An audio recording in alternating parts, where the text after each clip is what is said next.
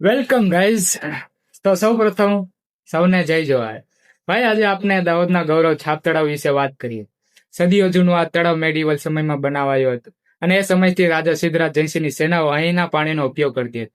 ઇતિહાસથી ભરેલું આ તળાવ આજે સ્માર્ટ સિટી મિશન હેઠળ ફરી નવ જન્મ લઈ ચૂક્યું છે. સપ્ટેમ્બર 2023માં પીએમની હાજરીમાં તેનો નવો રૂપ ખુલ્લો મુકાયો અને દાહોદના લોકો એક વર્લ્ડ ક્લાસ લેક ફ્રન્ટ મળ્યું.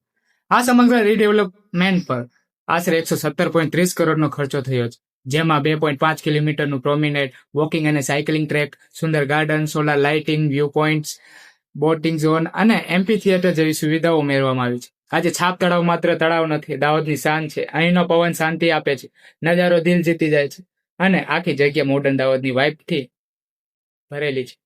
હા, એ કોઈ પૂછે કે દાહોદમાં શું ખાસ છે, તો એક જ જવાબ આપજો: છાપ તળાવ, જ્યાં ઇતિહાસ પણ જીવતું છે અને ભવિષ્ય પણ ચમકે છે.